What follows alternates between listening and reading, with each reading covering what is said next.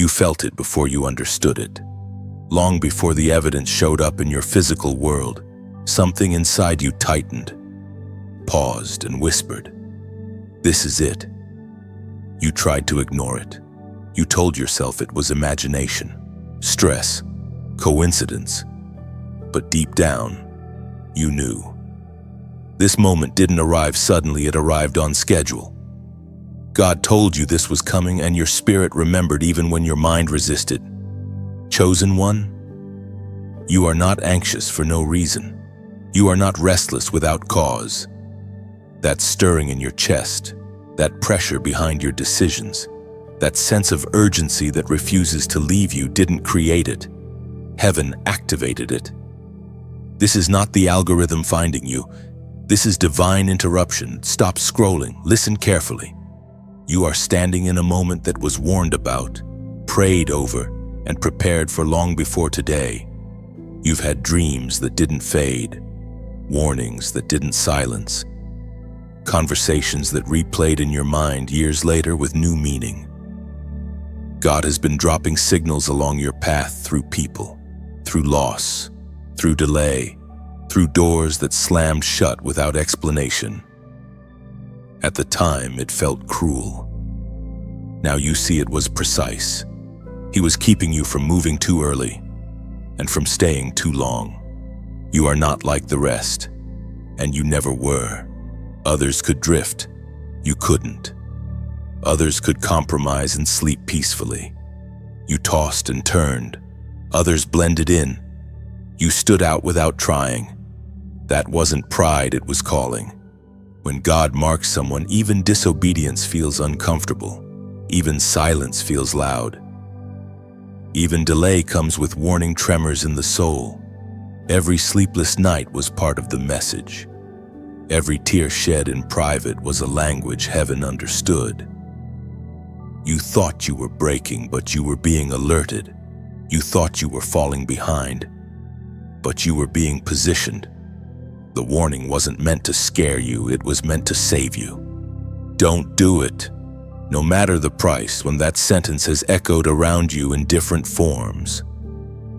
Sometimes it came as conviction, sometimes as resistance. Sometimes as a door that refused to open no matter how hard you pushed.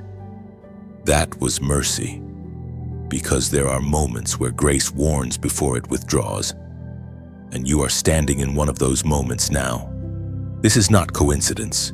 This is divine intervention. There is a reason your spirit has felt heavier lately. The warning phase always comes before movement, before elevation, before separation. God never moves his chosen ones without first alerting them. He shakes the ground gently before the earthquake. He whispers before he thunders. And right now, you are in the whisper, as was spoken in the sacred texts of old and still echoing into this very hour. It is written in the book of Amos, chapter 3, verse 7. Surely the Lord God does nothing unless he reveals his secret to his servants the prophets. That is why you knew. That is why you sensed it coming. That is why this moment feels familiar even though you've never been here before. God does not ambush his chosen. He alerts them, because revelation always precedes responsibility. God allows recognition before requirement, so you are never judged for what you could not see. Awareness is mercy. Discernment is protection. The familiarity you feel is your spirit remembering what heaven already showed you in fragments, dreams, and quiet confirmations long before today arrived. But here is where the tension sharpens, warnings expire, windows close. Not because God is cruel, but because destiny requires decision. You cannot stay in the warning forever. Eventually, it demands response, obedience, movement, surrender. You are not being rushed, you are being summoned. This is the crossroads where many turn back, where comfort argues louder than calling, where delay disguises itself as wisdom. But hear this clearly, delay at this stage is not patience. It is disobedience dressed in fear, and fear has never protected a chosen one, only postponed their peace. Your light has already agitated the darkness. That's why resistance intensified. That's why distractions multiplied. That's why old temptations resurfaced. The enemy doesn't fight what doesn't matter. And you matter more than you realize. If this message is hitting you in the chest instead of the ears, that's confirmation. If something in you is saying, "This is for me," that's alignment. Heaven is calling roll, and your name was spoken. Now, before this section closes, you are asked to respond not out of pressure, but out of recognition. This is where you mark the moment. This is where you say, "I hear you. Lord, take a second, breathe." And if this message resonates like the video, share it with someone who needs the warning and subscribe to stay connected to what God is releasing next. Then, as a prophetic act of agreement, comment the number 77 below once, with intention signifying that you recognize the warning and choose obedience over delay. You have wondered why the crowd thins out the closer you walk to truth, why conversations feel shallow, why familiar rooms suddenly feel too small.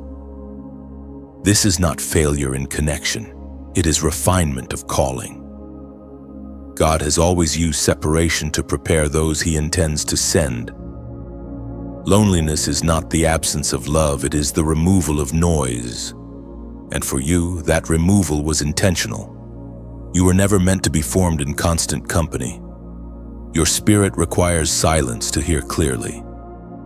Others are shaped by affirmation. You are shaped by consecration. That is why seasons of isolation keep returning, even when you try to escape them. You thought something was wrong with you, but the truth is something is right with you and it demands space. Loneliness is not punishment, it is alignment. When God sets someone apart, He first pulls them aside. Before Moses spoke to Pharaoh, he stood alone in the desert. Before David wore a crown, he watched sheep in obscurity. Before Jesus began ministry, he withdrew into the wilderness. God does not reveal Himself fully in crowds. He reveals Himself in quiet obedience. Your resistance to loneliness has cost you clarity. Each time you filled the silence with distractions, you delayed discernment. Each time you avoided being alone, you postponed intimacy. But now the invitation is clear. Stop fighting the quiet. Enter it on purpose. Accept loneliness as part of your calling, not as an identity, but as a discipline. There is a practical instruction attached to this season, and it is simple but demanding. Set aside intentional time each week to be alone with God, not rushed, not multitasked, not scrolling with one hand while praying with the other. Choose a consistent space and a consistent time. Treat it as sacred. Protect it without apology. In that time, do not perform. Do not impress. Do not over-spiritualize. Sit. Breathe. Speak honestly. Listen longer than you talk. Bring your confusion without editing it. Bring your fear without disguising it as strength. God does not require polished language, He requires availability. Loneliness becomes dangerous only when it is unanchored. But when you anchor it in God's presence, it becomes power. Silence stops being empty and starts becoming instructive. Thoughts slow down, discernment sharpens, conviction clarifies. You begin to recognize which voices were never meant to lead you. You will notice something shift when you honor this practice. Decisions become cleaner.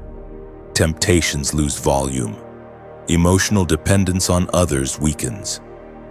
You stop chasing validation because you are receiving direction. The need to be understood by people diminishes when you are known by God. This is how separation transforms into strength. You are not being hidden. You are being prepared. God often removes people not because they are evil, but because they are incompatible with where you are going. Some relationships cannot survive your obedience. That does not make you arrogant, it makes you aligned. Do not rush back into noise just because silence feels unfamiliar. Familiarity is not the same as safety.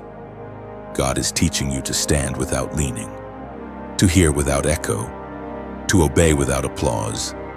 There will be weeks when solitude feels heavy, when prayer feels dry, when God seems quiet.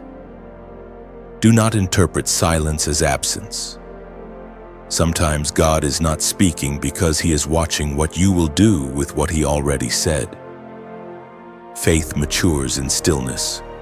As the Spirit spoke through the prophet Jeremiah, it was proclaimed in the book of Jeremiah, chapter 1, verse 5. Before I formed you in the womb, I knew you. Before you were born, I set you apart. Being set apart is not a theory. It is a lived experience. It is felt in empty rooms and unanswered messages. It is proven in restraint, not recognition. And it is sustained by private devotion, not public approval. Being set apart will test your motives before it reveals your mission. It strips away the need to be seen, praised, or understood. In that stripping, what remains is purity of intention. God refines you in obscurity so that when visibility comes, it does not corrupt you. Solitude teaches you how to remain whole without witnesses. It trains your spirit to draw strength from obedience rather than affirmation. When no one is watching, character is formed. And what is formed in hidden places becomes unshakable when pressure, influence, and responsibility arrive. This weekly time alone with God will become your anchor. It will recalibrate you when the world pulls. It will steady you when emotions surge. It will remind you who you are when identity is challenged. You are not meant to live there forever, but you are meant to return there regularly. Accept the loneliness, honor the separation, use the quiet, because the ones God sends publicly are always the ones He trained privately. Delay has a voice. It sounds reasonable. It sounds careful. It sounds like wisdom wrapped in patience. But for you, delay has never been neutral.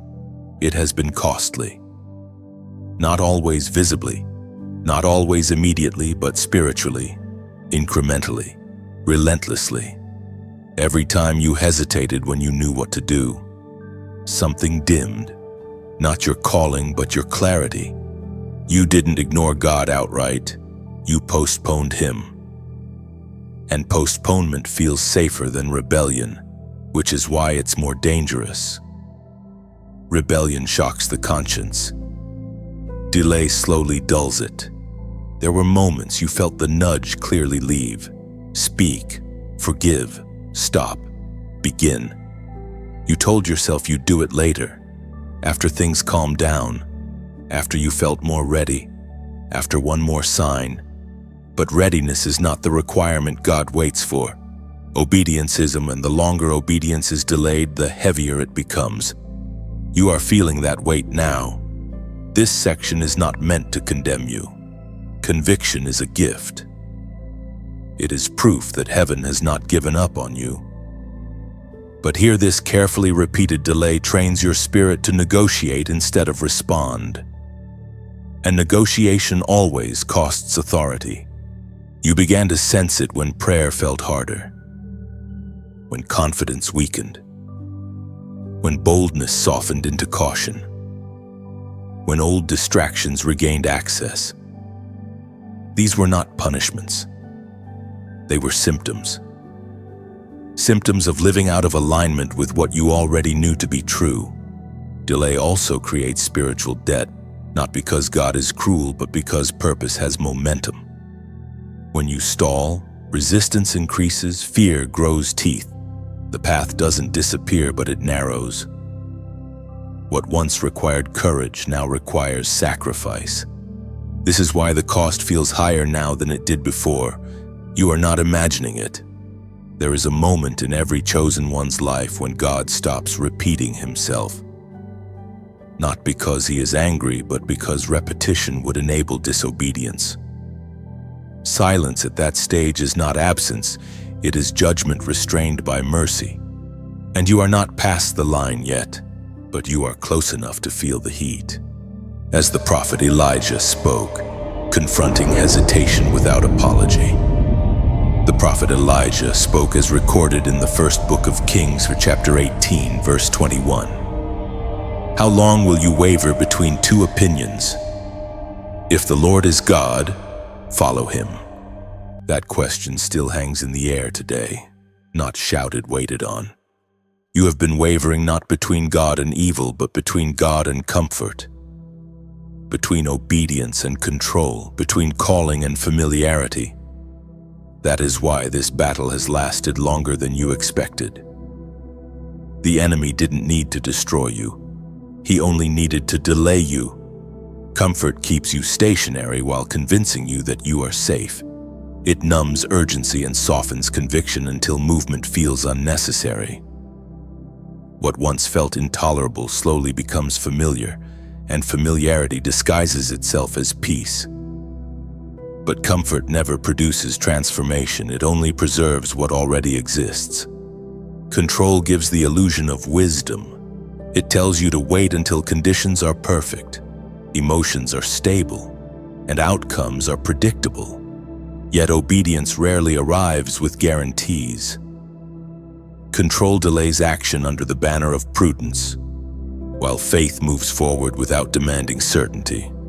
Familiarity is the most deceptive opponent. It feels loyal, it feels reasonable. It reminds you of who you've been instead of who you're becoming.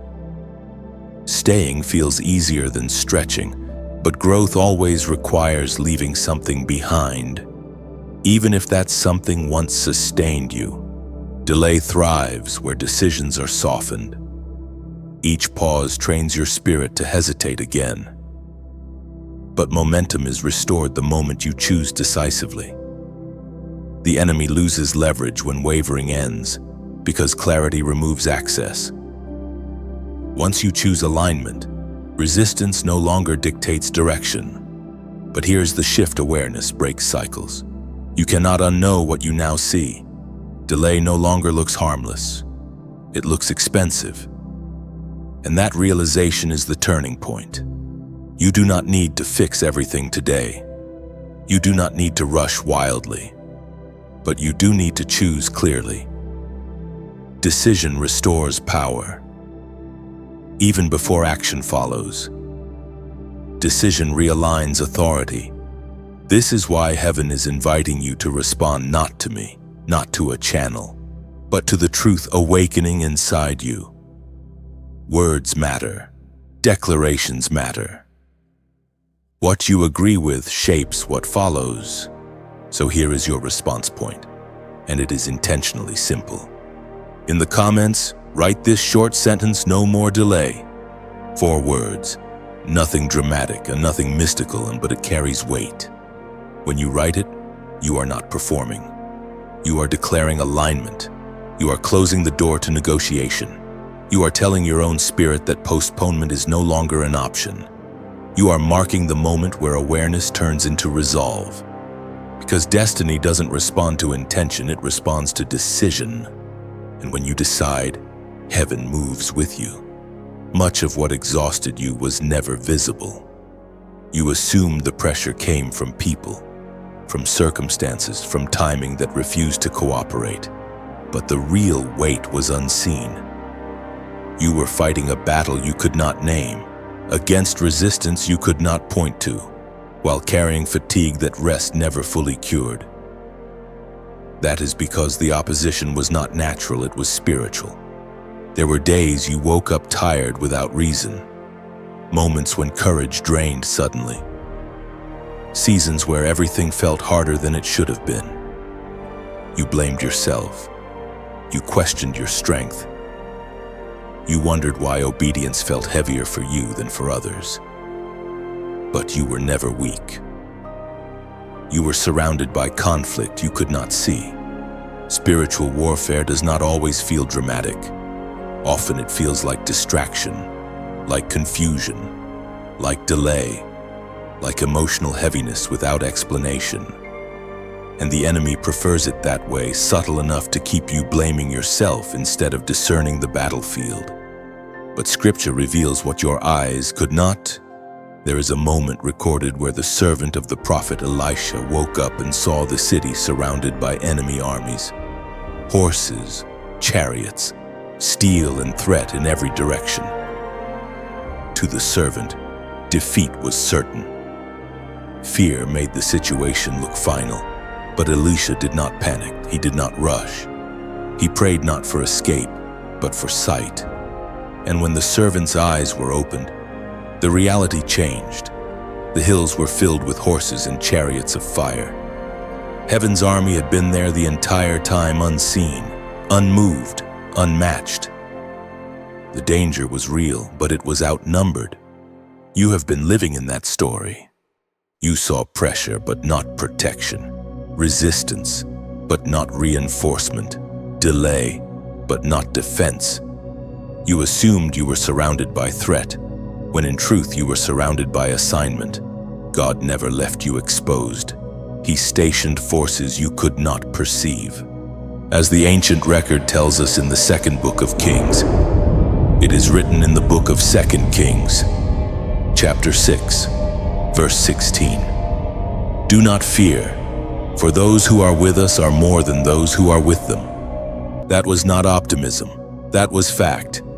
The enemy attacked you because you mattered. He resisted you because you carried something that disrupts darkness. Opposition is not proof of failure, it is evidence of significance. If you were insignificant, no resistance would be necessary. Resistance followed you because your presence alters environments. Darkness reacts instinctively to light, not because light is aggressive, but because it exposes. You were pressured not for what you did, but for what you carry. Your existence alone challenged systems that thrived on silence and stagnation. The attacks were strategic, not random. Confusion aimed to dull discernment. Fatigue attempted to weaken resolve. Distraction tried to reroute focus. None of it was personal and all of it was intentional. The enemy does not waste resources on what poses no threat. Your life registered as a disruption. Understanding this reframes your past. What felt like constant resistance was confirmation. What seemed like unending struggle was evidence of assignment. You were never behind. You were contested. And the fact that you are still standing means the opposition failed to stop what heaven already approved. This is why fatigue increased when you moved closer to obedience. Why confusion spiked when clarity was near. Why distractions multiplied when focus mattered most. The battle intensified because your movement threatened territory. But here is the shift you must understand: awareness changes everything. Once you realize you're not alone, fear loses leverage. Once you recognize the battle is spiritual, you stop fighting people and start standing in authority. Once your eyes are opened, panic gives way to peace. Heaven has never been late. Reinforcements were never delayed. You were never outnumbered, only unaware. And now awareness has arrived. This message is not meant to inflate you, but to stabilize you. You are not carrying this alone. You are not standing unprotected. You are not walking blind. God has positioned help you didn't know to ask for, strength you didn't know to claim, authority you didn't know you had. If this truth is steadying you, grounding you, lifting fear off your shoulders, take a moment to respond naturally. Like this message if it resonates. Share it quietly with someone who feels overwhelmed by unseen pressure. And if you haven't already, subscribe not out of obligation, but to stay connected to messages meant to sharpen discernment and strengthen resolve. You were never meant to fight what you cannot see by natural strength. You were meant to stand still and know who stands with you. The battle you couldn't see is the reason you survived what should have crushed you. And now that your eyes are opening, fear no longer has the final word. There is a moment when mercy feels gentle, and there is a moment when mercy feels urgent. You are standing in the second kind. This is not because God has changed, but because time has. The window that once felt wide has narrowed not to trap you, but to focus you. Indecision is no longer harmless here. Neutrality is no longer neutral. You have felt it, that subtle pressure that says now, not panic, not chaos. Just a clear awareness that lingering carries consequence. God is patient, but patience is not permission to drift. Mercy speaks softly at first, then clearly, and finally firmly. You are hearing firmness now. This does not mean rejection is near. It means responsibility is. There are seasons when God chases, reminds, reassures. And then there are seasons when He waits, watching what you will do with everything you already know. Heaven does not withdraw suddenly. It pulls back gradually, giving space for decision. That space is where obedience proves itself. You are not being threatened, you are being trusted. But trust has weight. The danger of this moment is not sin, it is delay disguised as wisdom. You might feel tempted to wait until you feel stronger, calmer, more certain. But certainty rarely precedes obedience. Obedience creates certainty. If you wait for peace before you move, you may miss the peace that comes through movement. This is the narrowing gate, not dramatic, not loud, just precise. Scripture has warned about moments like this, moments where awareness is high and excuses thin.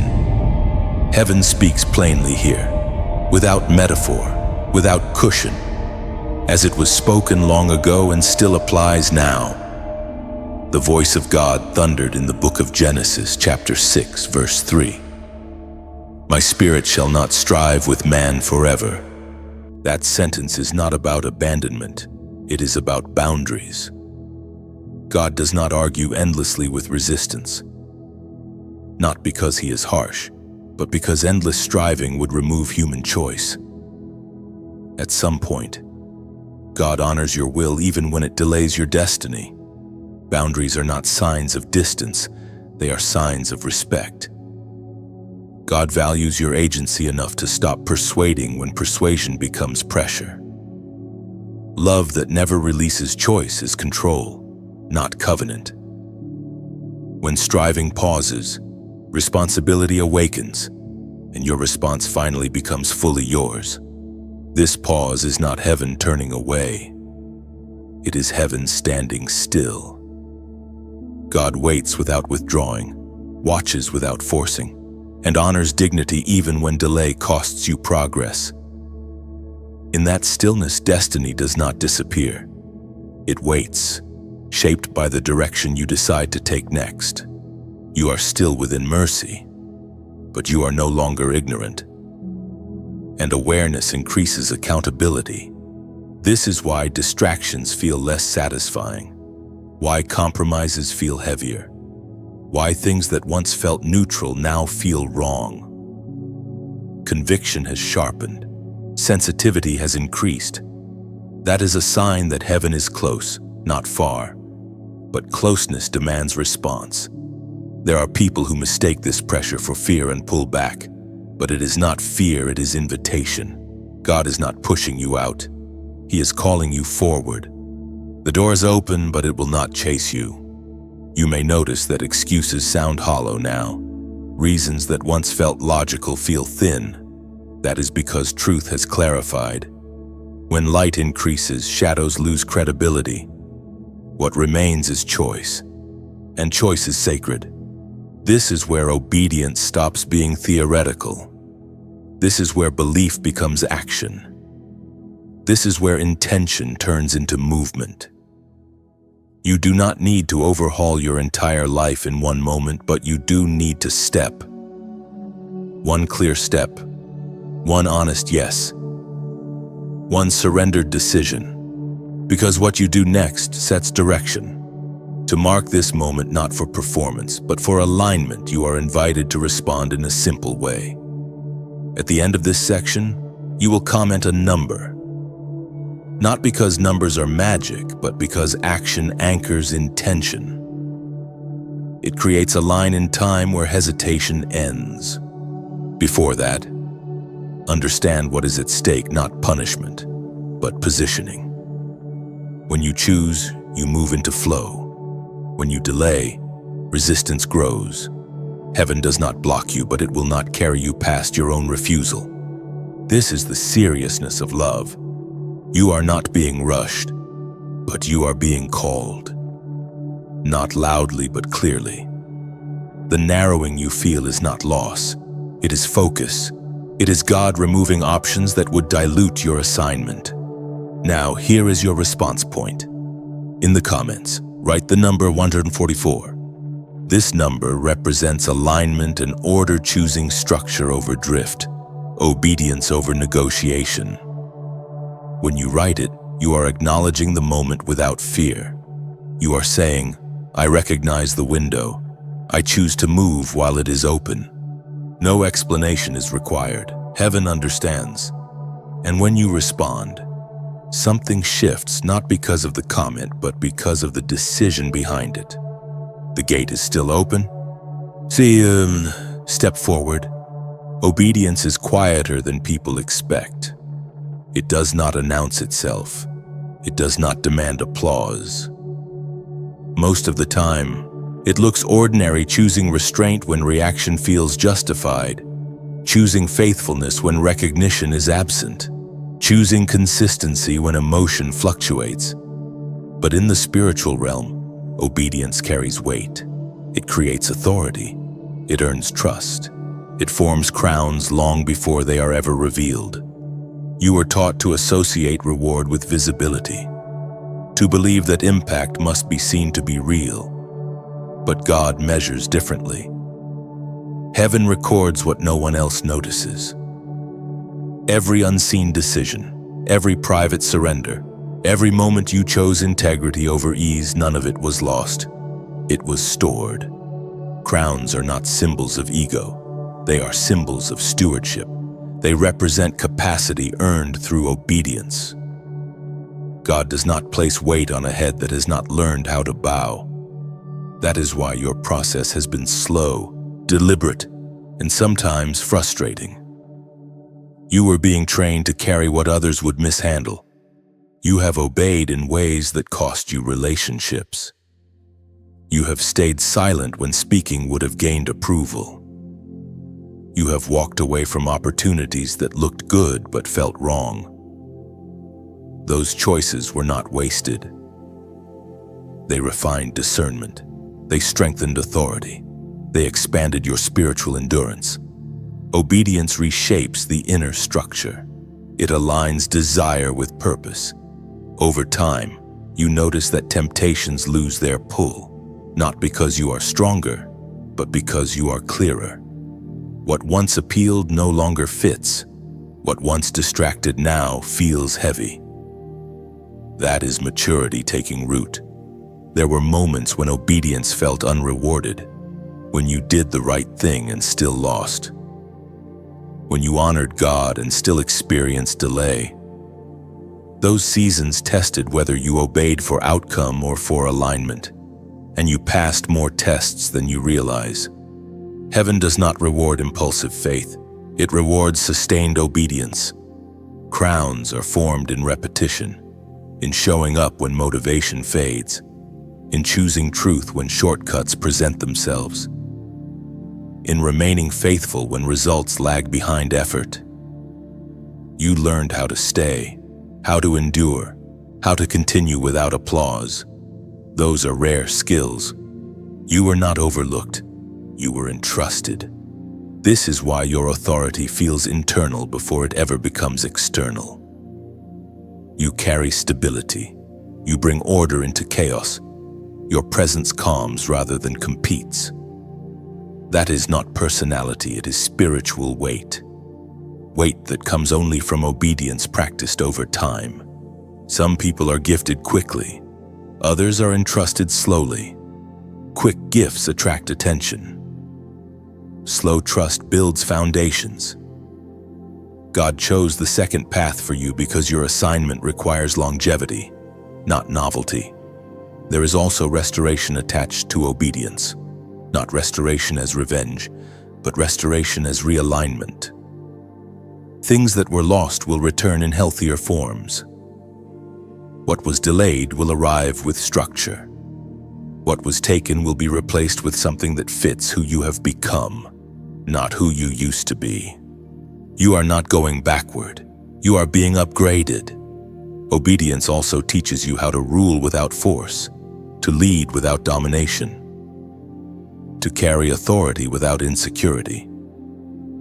That is why God allowed you to experience weakness, not to shame you, but to remove arrogance before it ever had a chance to form. You are learning to rule from peace, not pressure. Scripture speaks directly to this kind of faithfulness, not as a metaphor, but as a promise. As it is written in the final book of Scripture, it was proclaimed in the book of Revelation chapter 2, verse 10, "Be faithful until death, and I will give you the crown of life." That crown is not only future, it begins forming now, in how you think, in how you respond, in how you steward influence. Eternal reward does not start after life ends. It starts when obedience begins.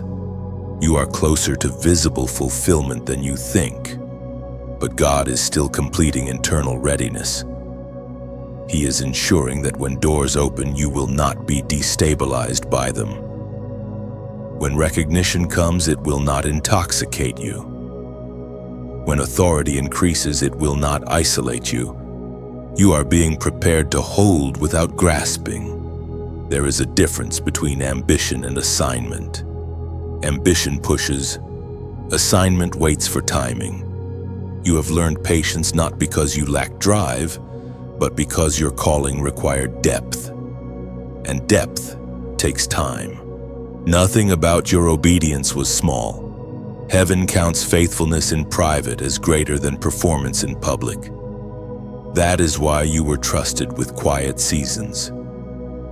That is why your growth was inward before it was outward. The crown you are forming is not fragile, it is forged. And when the time comes for it to be revealed, it will not feel foreign. It will feel familiar, like something you have been carrying invisibly for a long time. What was spoken over you did not expire. It waited. You are not late. You are not disqualified. Tanner, you are not trying to resurrect something that died. You are stepping into something that matured quietly while you were being shaped. Fulfillment does not arrive loudly. It arrives aligned. And alignment is what you feel now, that subtle sense that pieces are settling into place without force. This is why resistance has begun to lose intensity. Why striving feels unnecessary.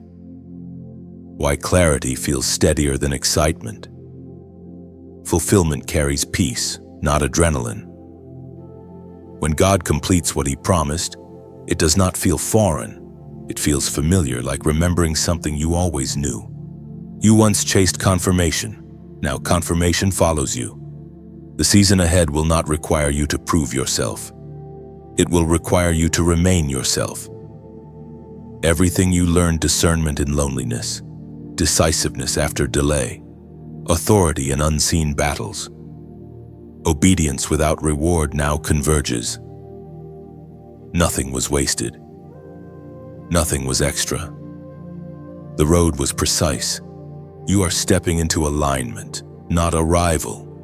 Fulfillment does not mean ease. It means fit.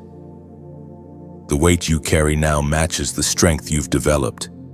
The responsibility ahead will not crush you because it was calibrated to you. God never releases fulfillment until the vessel can hold it.